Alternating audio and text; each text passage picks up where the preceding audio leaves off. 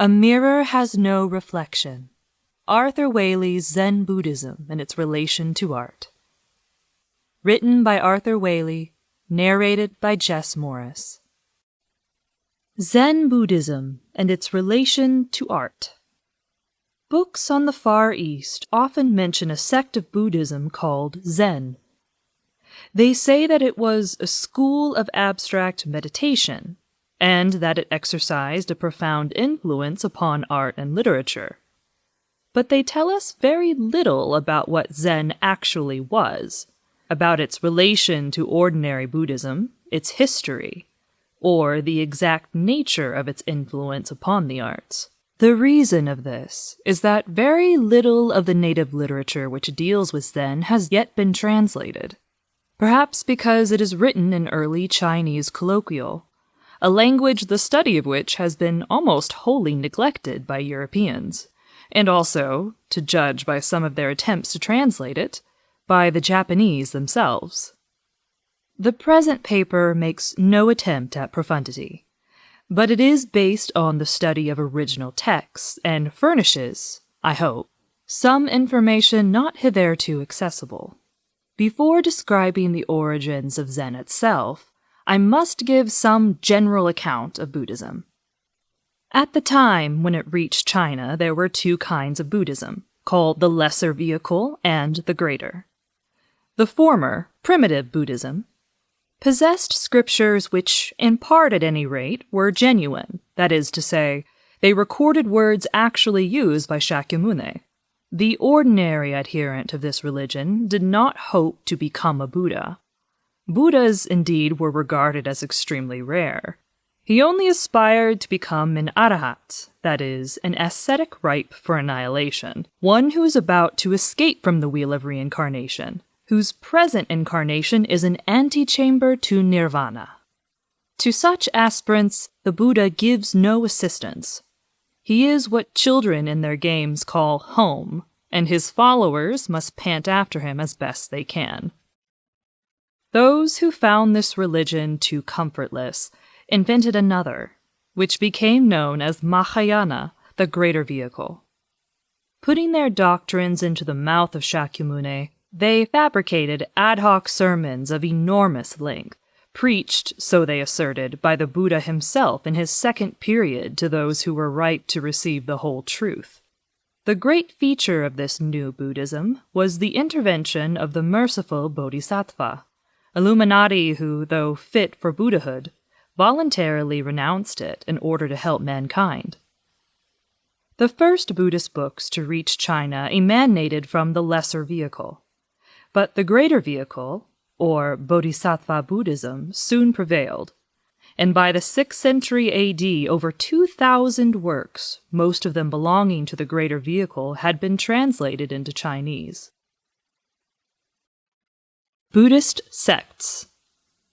There were already many sects in China, the chief of which were 1. The Amidists. This was a form of Buddhism which appealed to the uneducated. It taught that a Buddha named Amida presides over the Western paradise, where he will receive the souls of those that worship him. The conception of this paradise closely resembles the Christian idea of heaven and may have been derived from it. 2. The Tendai sect, founded at the end of the 6th century. Its teaching was based on a scripture of enormous length called the Sadharma Pundarika Sutra, which is translated by Kern in the Sacred Books of the East.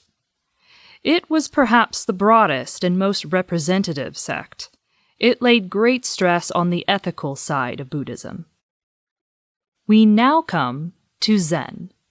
In the year 520 A.D., there arrived at Canton a missionary from southern India. His name was Bodhidharma, and he appears to have been the younger son of an Indian prince. The reigning emperor of China was a munificent patron of Buddhism. He had built monasteries, given alms, distributed scriptures, and defended the faith. Hearing that a Buddhist prince had arrived from India, he summoned him at once to his capital. The following conversation took place in the palace at Nanking. Emperor, You will be interested to hear that I have built many monasteries, distributed scriptures, given alms, and upheld the faith. Have I not indeed acquired merit? Bodhidharma: None at all. Emperor: In what then does true merit consist? Bodhidharma: In the obliteration of matter through absolute knowledge, not by external acts. Emperor: Which is the divine and primal aspect of reality? Bodhidharma: Reality has no aspect that is divine. Emperor: What are you who have come before my throne? Bodhidharma: I do not know. The emperor could make nothing of him.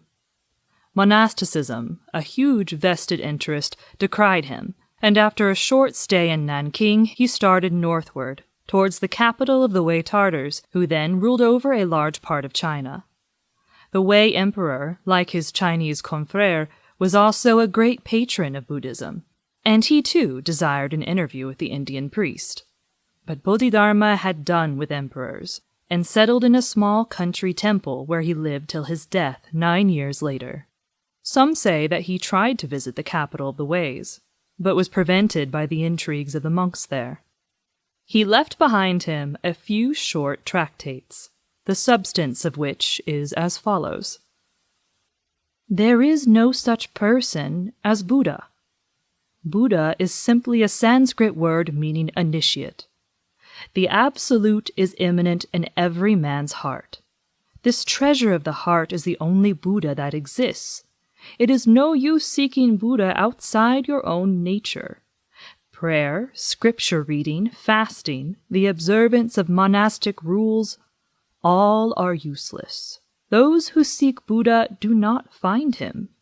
You may know by heart all the sutras of the 12 divisions, and yet be unable to escape from the wheel of life and death. One thing alone avails: to discover the unreality of the world by contemplating the Absolute, which is at the root of one's own nature. Someone asked him, why may we not worship the Buddhas and Bodhisattva? He answered, ogres and hobgoblins can at will assume the outward appearance of Bodhisattva. Such are heretical and not of the true Buddha. There is no Buddha, but your own thoughts. Buddha is the way. The way is Zen. This word Zen cannot be understood even of the wise. Zen means for a man to behold his fundamental nature. The highest truths cannot be written down or taught by speech. A man who cannot write a word can yet contemplate his own heart and become wise. Knowledge of 1,000 sutras and 10,000 shastras cannot help him to realize the absolute within him. He was asked, can a layman with wife and children, one given over to the lusts of the flesh, achieve Buddhahood? He answered, provided he contemplate his own inner nature, he will achieve Buddhahood. It does not matter about his lusts. Even a butcher can achieve Buddhahood, if he searches in his own heart. What? Cried his listeners. A butcher who lives by taking life, and he achieve Buddhahood? The master replied, it is not a question of the man's trade. If he has learnt to know his own nature, he will be saved. I have come from India only to teach you that Buddha is thought.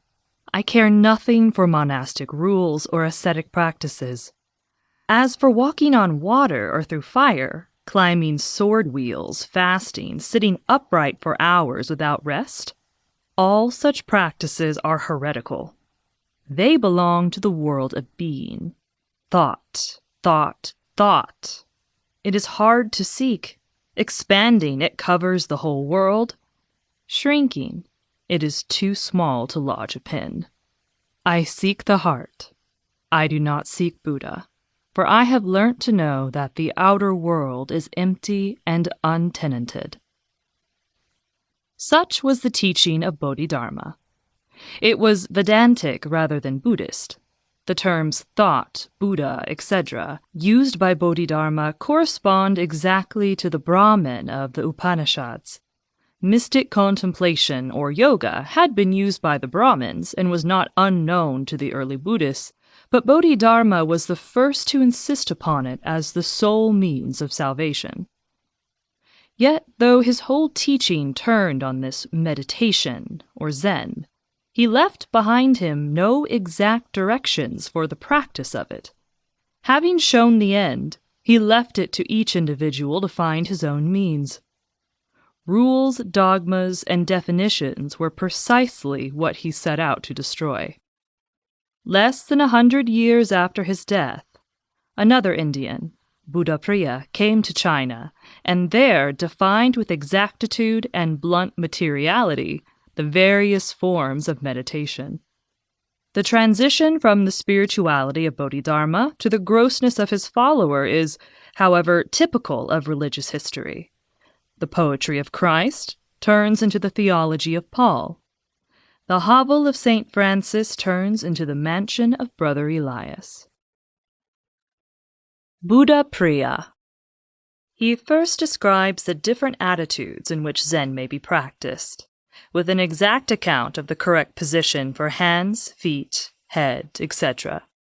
The normal attitude of meditation, cross-legged, with upright back and hands locked over the knees, is familiar to everyone. Zen could also be practiced while walking and, in cases of sickness, while lying down. Buddhapriya's instructions are in the form of question and answer. Question: how does the Zen practiced by heretics and by the other schools of Buddhism differ from our Zen? Answer: the Zen of the heretics is not impersonal. The Zen of the lesser vehicle is material. The Zen of the greater vehicle only abstracts man and phenomena. Question: how ought one to set about practicing Zen?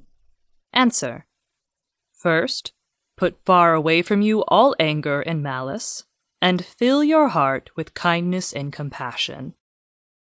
Question: can the beginner at once proceed to the contemplation of non-being? Answer: by no means.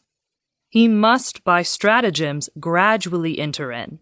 I have never yet seen one who straightaway achieved the vision of non-reality.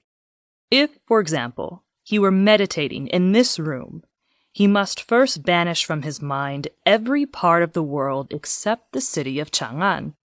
Next, every building in the city except this monastery.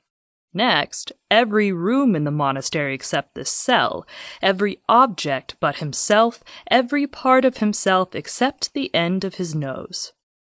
Finally, the end of his nose hangs in space like a drop of dew, and on this nose end he concentrates his mind.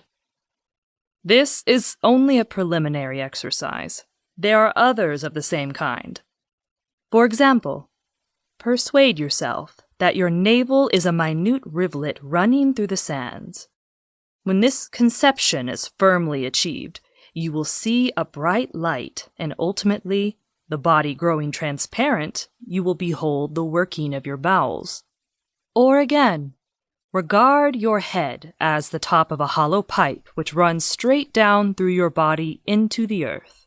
Meditate upon the top of your head, that is to say, upon the mouth of the drain pipe, and then gradually ascend in your thoughts to a height of 4 inches above the head, and concentrate firmly on this conception. You will thus easily pass into the contemplation of non-being, having performed the transition from elementary to complete Zen as comfortably as a workman climbs the rungs of a ladder. Question: are there any signs whereby I may know that I have attained to samadhi? Answer: to be sure there are. Sometimes you will feel a sensation as of bugs or ants creeping over your skin. Or again, it will appear to you that a cloud or mass of white cotton wool is rising immediately behind your back. In neither case must you be discomposed or put out your hand. Sometimes it will seem as though oil were dripping down from your head and face. Sometimes a light will shine from out of the ground you are sitting upon. These are all preliminary signs. Sometimes when you have been sitting for a long while and your back is aching, you will suddenly hear a sound of rapping with the fingers or a noise as of someone bumping against the door. Do not be disquieted. These are the good spirits of heaven come to warn you against sleep. Again, it may happen that you have an agreeable sense of lightness and floating. This is a good sign. Beware, however, of a painful sense of lightness, for this may merely indicate flatulence. Patches of heat on the body are a sign of fiery samadhi. A light filling the whole room is a premonitory sign of Zen. To smell strange fragrances not known on earth is a sign of whole and utter abstraction. Such and many more are the signs of Zen. The practicant must not heed them, for if by them he be encouraged or dismayed, all his work will be undone. Question: Can Zen be practiced in a Buddha shrine? Answer: No, indeed. Zen should be practiced in a quiet room, or under a tree, or among tombs, or sitting on the dewy earth. Question: Can Zen be practiced by many sitting together? Answer: To be sure it may, but each must face his neighbor's back. They must not sit face to face. When there are many sitting together at night, a lamp or candle may be lit, but when there are few together, it ought not to be used. Question: Need I wear monastic vestments at my meditations? Answer: Vestments? Why, you need wear no clothes at all, if so be you are alone. Later development of Zen. Zen was at first a purely personal discipline, non-monastic, non-ethical, not demanding the acceptance of any scripture or any tradition. In modern Japan, it has to some extent regained this character. In China, the habit of quoting written authority was too strong to be easily discarded. The Zen masters soon began to answer difficult questions by quoting from the Buddhist scriptures. Convenience dictated that practicants of Zen should live in communities, and monasticism was soon established in their sect, as in every other sect of Buddhism. Questions of conduct arose, and Zen was squared with the contemporary ethical outlook. Though in medieval Japanese literature, wicked and cynical persons are generally depicted as adepts of Zen. Bodhidharma denied the existence of good and evil, but it was pointed out by later apologists that the Zen adept, having viewed the absolute, is convinced of the unreality and futility of those pleasures and possessions which are the incentive to sin. The Zen practicant, though he makes no moral effort, nevertheless is certain not to sin, because he is certain not to be tempted. Finally, Zen forged itself a tradition. Probably during the 11th century, a scripture was fabricated, which recounts how once when Buddha was preaching, he plucked a flower and smiled. Only the disciple Kashyapa understood the significance of this act. Between him and the Buddha there passed a wordless communication of absolute truths. This communication was silently passed on by Kashyapa to his disciple, and so ultimately to Bodhidharma, who brought it to China. The method of teaching by symbolic acts, such as the plucking of a flower, was extensively used by the Zen masters. For example, when a disciple asked Inquan a question about the nature of Buddha, he answered, "Bring me a clean bowl." When the priest brought the bowl, the master said, "Now put it back where you found it." He signified that the priest's questionings must return to their proper place, the questioner's heart, from which alone spiritual knowledge can be obtained. The object of the Zen teachers, as of some eccentric schoolmasters whom I have known, seems at first sight to have been merely to puzzle and surprise their pupils to the highest possible degree. A peculiar brusquerie was developed in Zen monasteries. The literature of the sect consists chiefly in an endless series of anecdotes recording the minutest happenings in the lives of famous Zen monks, and their, apparently, most trivial sayings. But behind these trifling acts and sayings a deep meaning lay hid. The interpretation of such teaching depends on a complete knowledge of the symbolism used. I am not inclined to agree with those students of Zen who assert that its written teaching are wholly devoid of intellectual content, or so completely esoteric as not to admit of explanation in words. Like other Buddhist philosophers, the Zen masters were chiefly concerned with the attempt to define the relation between the one and the many, between the subjective and objective aspects of life. The idealism of Zen does not mean that the phenomenal world has no importance. To those who have not reached complete self-realization, the urgencies of that world remain paramount, and are the only stepping stones upon which he can climb higher. On the day of his arrival at the monastery, a novice presented himself before the abbot, begging to be allowed to begin his spiritual exercises without further delay. "Have you had supper?" asked the abbot. "Yes." "Then go and wash your plate." The Zen Masters. Let us begin with Ino, a master of the 7th century. He lost his parents when he was young, and earned his living by gathering firewood. One day, when he was in the marketplace, he heard someone reading the Diamond Sutra. He asked where such books were to be had, and was told, "From Master Konin on the Yellow Plum Blossom Hill." Accordingly, he went to Konin's monastery in Anhi and presented himself before the master. "Where do you come from?" "From the south." "Bah! In the south they have not Buddha in their souls." "North and south," replied Ino, "are human distinctions that Buddha knows nothing of." Konin accepted him as a lay brother and put him to pound rice in the bakery. Konin was growing old and wished to choose his successor. He therefore instituted a poetical competition in which each monk was to epitomize in a quatrain the essence of Zen. The favorite candidate was the warden Shinshu, who sent in the following verses. "The body is the trunk of the Bodhi tree. The mind is the bright mirror's stand. Scrub your mirror continuously, lest the dust eclipse its brightness." Ino, as a lay brother, was not qualified to compete. Someone told him of Shinshua's quatrain. "Mine would be very different," he exclaimed, and persuaded one of the boys employed in the bakery to go stealthily by night and inscribe the following poem on the monastery wall. "Knowledge is not a tree. The mirror has no stand. Since nothing exists, how could dust rise and cover it?"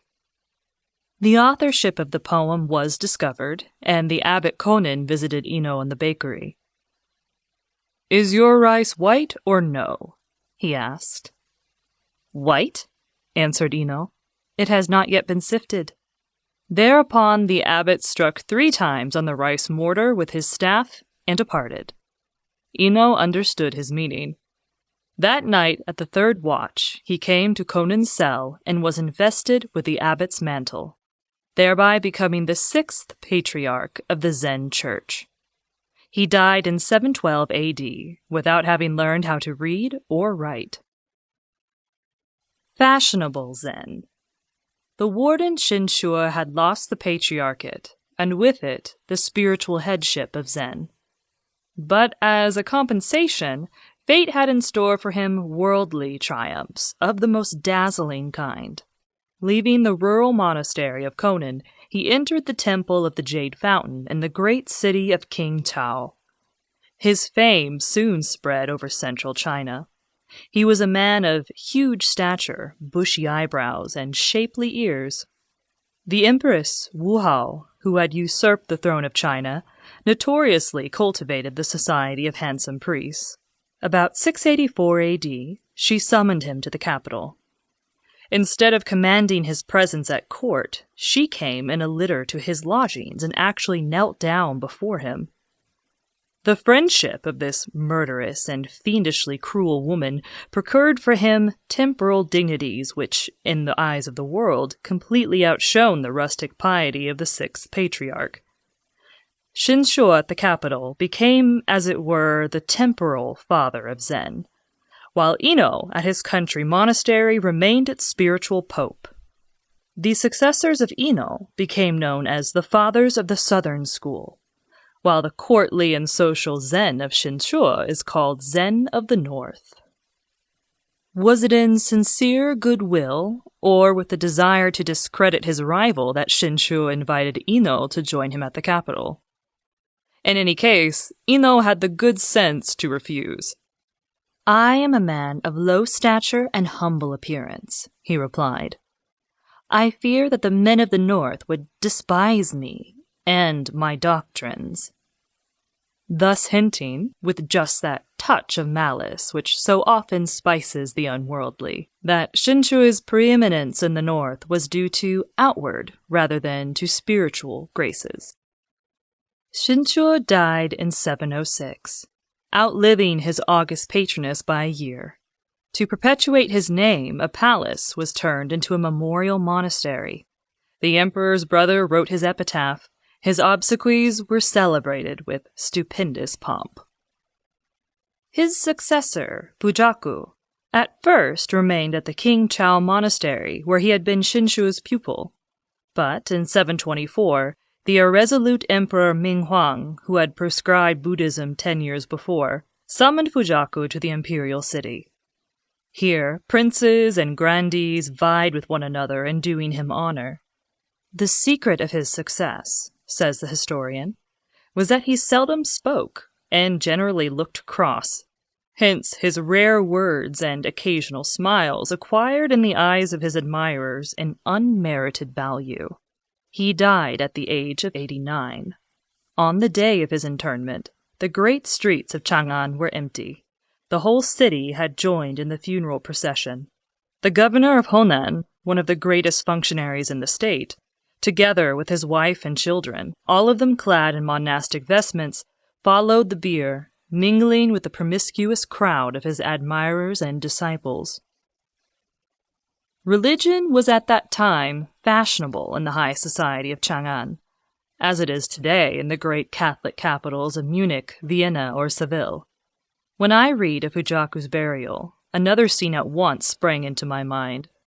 The funeral of a great Bavarian dignitary, where I saw the noblemen of Munich walk hooded and barefoot through the streets. I shall not refer again to the northern school of Zen. One wonders whether the founders of religions are forced by fate to watch the posthumous development of their creeds. If so, theirs must be the very blackest pit of hell. Let us return to the southern school, always regarded as the true repository of Zen tradition. Obaku. Obaku lived at the beginning of the 9th century, and was thus a contemporary of the poet Po Cui. He enjoyed the patronage of a distinguished statesman, the Chancellor Haikyuu, of whom the emperor said, "This is indeed a true Confucian." It is to the Chancellor that we owe the record of Obaku's conversations, which he wrote down day by day. I will make a few extracts from this diary. Haikyuu. Ino could not read or write. How came it that he succeeded to the Patriarchate of Konin? The warden, Shinshu, was in control of 500 monks, gave lectures, and could discourse upon 32 different sutras and shastras. It was certainly very strange that he was not made patriarch. Obaku, replying, Shinshu's conception of thought was too material. His proofs and practices were too positive. The master told me that when he was studying with Ingquan, the Emperor Taichung came dressed as a monk. The master happened to be in the chapel prostrating himself before an image of Buddha. The emperor, who thought he had learnt the lesson of Zen idealism, said to him, "There is nothing to be got from Buddha, nothing from the church, nothing from man, for nothing exists. What do you mean by praying at your age?" Obaku answered him, I seek nothing of Buddha, the church, or of man. I am in the habit of praying. The emperor said, "What do you do it for?" Obaku lost patience and struck him with his fist. "You rude fellow," cried the emperor. "Since nothing exists, what difference does it make to you whether I am rude or polite?" And Obaku struck him again. The emperor retreated hastily. In his old age, Obaku visited his native village and stayed a year in his mother's house without revealing his identity. After he had set out again for his monastery, his mother suddenly realized that he was her son and went in pursuit of him. She reached the shore of a certain river, only to see him disembarking on the other side. Thereupon she lost her reason and flung herself into the water. Obaku threw a lighted torch after her and recited the following verses. "May the wide river dry at its source, to its very bed, if here the crime of matricide has been done. When one son becomes a priest, the whole family is born again in heaven. If that is a lie, all that Buddha promised is a lie." Henceforward, the throwing of a lighted torch into the bier became part of the Zen funeral ceremony. It was accompanied by the reciting of the above verses. Probably formula, ritual, and story alike belong to a period much more ancient than Buddhism. In the 17th century, a Chinese priest named Injin carried the teaching of Obaku to Japan, where it now possesses nearly 700 temples. Baso. Baso was a master of the 9th century. One day he was sitting with his feet across the garden path. A monk came along with a wheelbarrow. "Tuck in your feet," said the monk. "What has been extended cannot be retracted," answered Baso. "What has been started cannot be stopped," cried the monk, and pushed the barrow over Baso's feet. The master hobbled to the monastery, and seizing an axe, called out, "Have any of you seen the rascal who hurt my feet?" The monk who had pushed the barrow then came out and stood with craned head. The master laid down his axe. To understand this story, we must realize that the wheelbarrow is here a symbol of the wheel of life and death, which, though every spoke of it is illusion, cannot be disregarded till we have destroyed the last seed of phenomenal perception in us. Renzai. Obaku, as we have seen, taught wisdom with his fists. When the novice Renzai came to him and asked him what was the fundamental idea of Buddhism, Obaku hit him 3 times with his stick. Renzai fled and presently met the monk Daigu. Daigu. Where do you come from? Renzai. From Obaku. Daigu. And what stanza did he lecture upon? Renzai. I asked him thrice what was the fundamental doctrine of Buddhism, and each time he hit me with his stick. Please tell me if I did something I ought not to have done? Daigu. You go to Obaku and torture him by your questions, and then ask if you have done wrong. At that moment, Renzai had a great enlightenment. Renzai substituted howling for Obaku's manual violence. He shouted meaningless syllables at his disciples, roared like a lion, or bellowed like a bull. This howling became a regular part of Zen practice, and may be compared to the yelling of the American Shakers. Upon his deathbed, Renzai summoned his disciples round him and asked which of them felt capable of carrying on his work. Sansho volunteered to do so. How will you tell people what was Renzai's teaching? Asked Renzai. Sansho threw out his chest and roared in a manner which he thought would gratify the master. But Renzai groaned and cried out, "To think that such a blind donkey should undertake to hand on my teaching." It was in the 12th and 13th centuries that Zen most completely permeated Chinese thought. Upon the invasion of the Mongols, many Zen monks from eastern China took refuge in Japan. The same thing happened during the Manchu invasion in the 17th century. But by that time, Zen had a serious philosophic rival. In the 15th century, the philosopher Wang Yang began to propagate a doctrine which, in all but names, strongly resembled the philosophic side of Zen. He taught that in each one of us is a higher nature, something which, borrowing a phrase from Mencius, he called good knowledge. Of this inner nature, he speaks in exactly the same terms as the Zen teachers spoke of their Buddha immanent in man's heart. He even uses the same kind of doggerel verse as a medium of teaching. Rigid Confucianists, who would not have listened to any doctrine of professedly Buddhist origin, were able through Wang Yangming's tact to accept the philosophy of Zen without feeling that they were betraying the Confucian tradition. The followers of Yang Ming are today very numerous both in China and Japan. They cultivate introspection, but not the complete self-hypnosis of Zen. In China, where Zen is almost forgotten, the followers of this later doctrine are not even aware of its derivation. Zen and art. I said at the beginning of this paper that Zen is often mentioned by writers on Far Eastern art. The connection between Zen and art is important, not only because of the inspiration which Zen gave to the artist, but also because, through Zen, was obtained a better understanding of the psychological conditions under which art is produced than has prevailed in any other civilization. Art was regarded as a kind of Zen, as a delving down into the Buddha that each of us unknowingly carries within him, as Benjamin carried Joseph's cup in his sack. Through Zen, we annihilate time and see the universe not split up into myriad fragments, but in its primal unity. Unless, says the Zen aesthetician, the artist's work is imbued with this vision of the subjective, non-phenomenal aspect of life, his productions will be mere toys. I do not mean to suggest that Chinese artists found in Zen a shortcut to the production of beauty. Zen aims at the annihilation of consciousness, whereas art is produced by an interaction of conscious and unconscious faculties.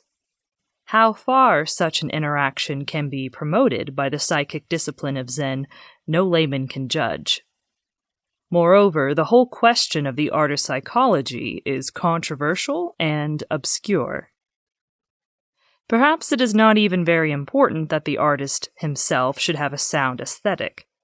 But it is of the utmost importance to the artist that the public should have some notion of the conditions under which art can be produced, should have some key to the vagaries of a section of humanity which will in any case always be found troublesome and irritating. Such a key Zen supplied, and it is in the language of Zen that, after the 12th century, art is usually discussed in China and Japan. Such a key Zen supplied, and it is in the language of Zen that, after the 12th century, art is usually discussed in China and Japan.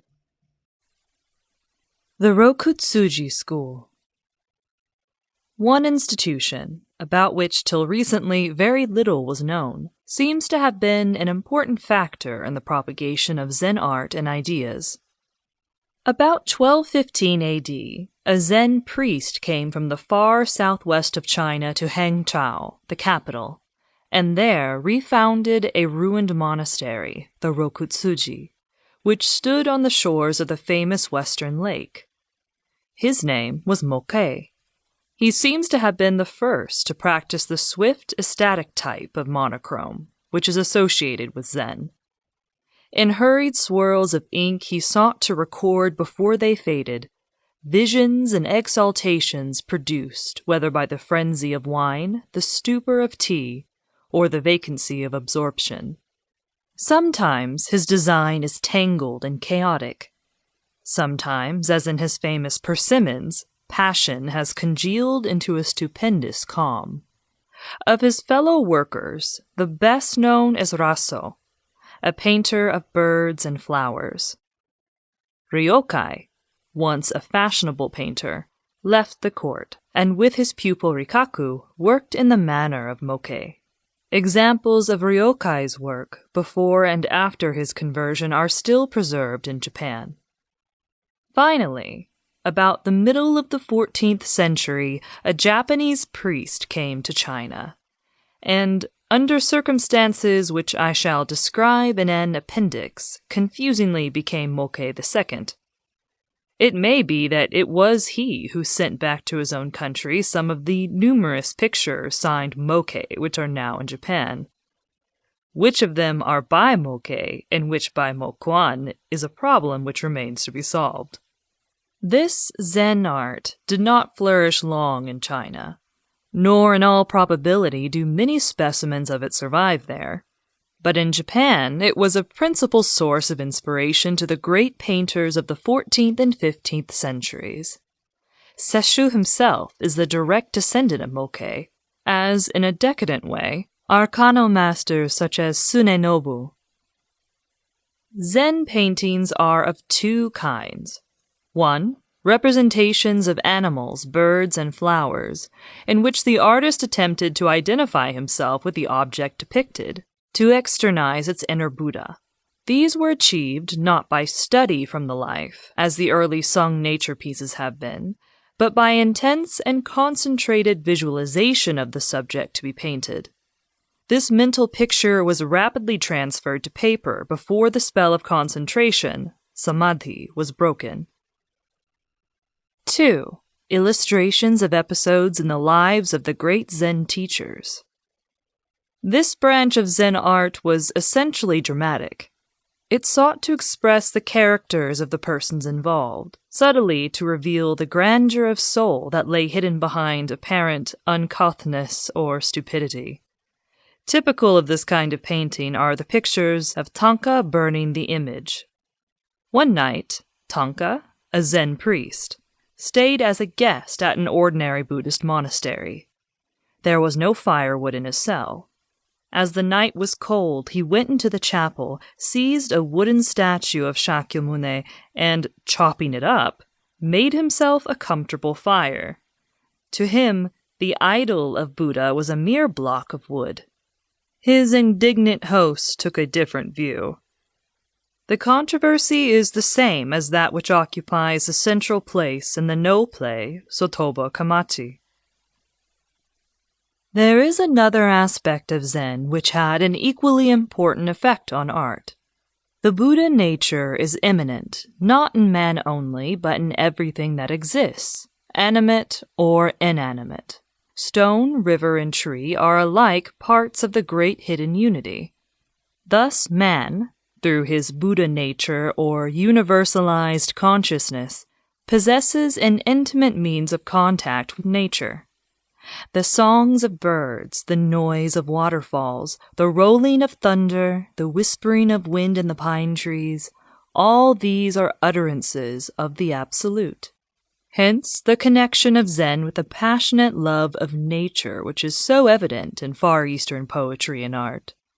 Personally, I believe that this passion for nature worked more favorably on literature than on painting.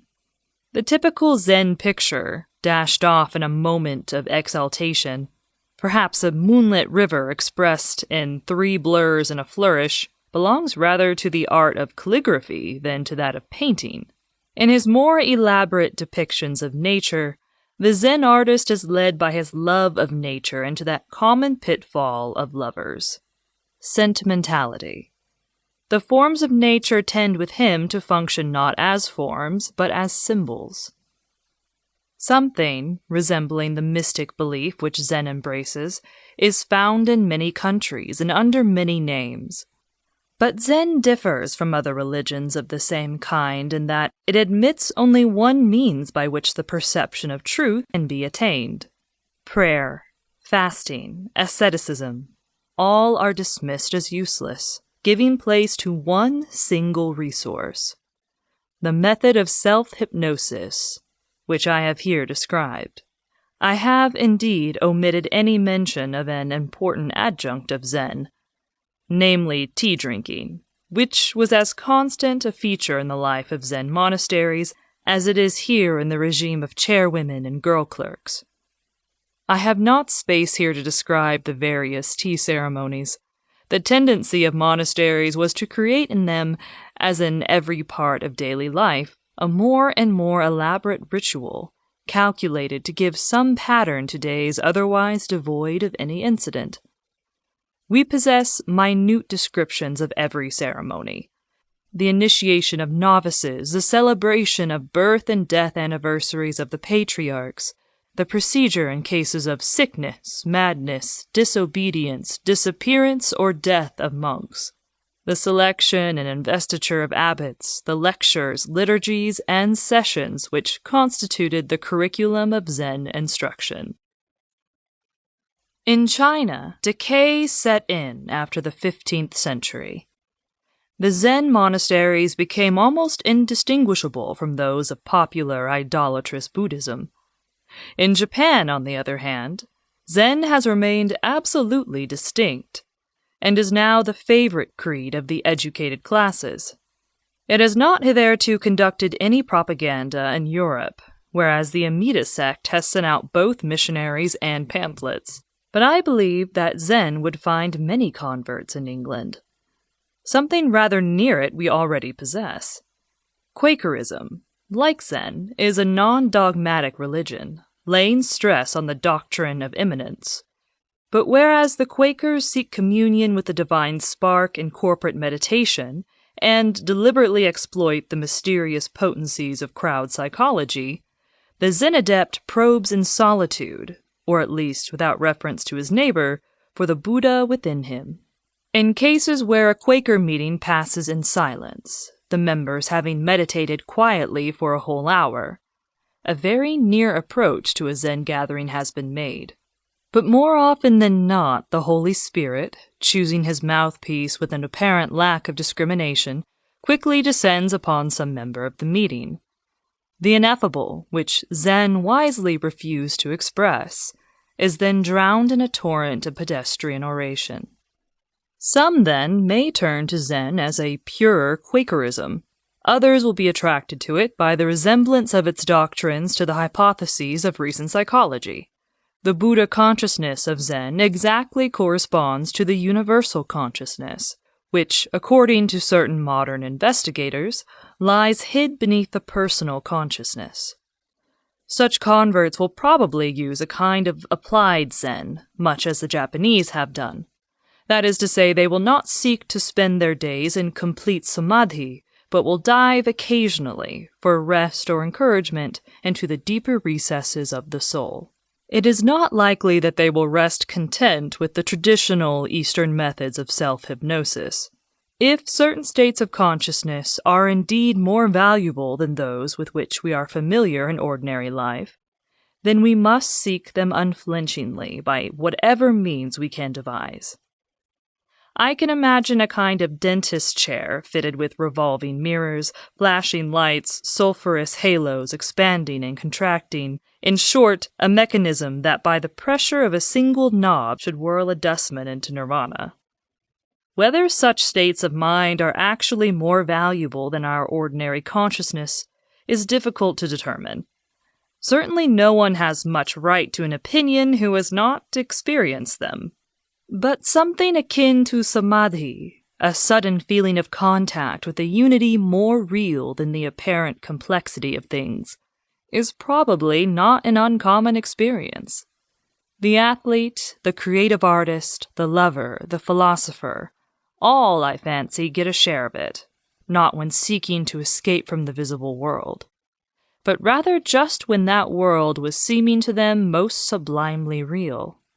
To seek by contemplation of the navel or of the tip of the nose a repetition of spiritual experiences such as these seems to us inane.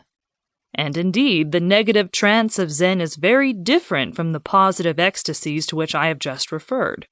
I say that it is different, but how do I know? Zen, said Bodhidharma, cannot be described in words nor chronicled in books. And I have no other experience of Zen. If I knew, I might transmit to you my knowledge, but it would have to be by a direct spiritual communication, symbolized only by a smile, a gesture, or the plucking of a flower.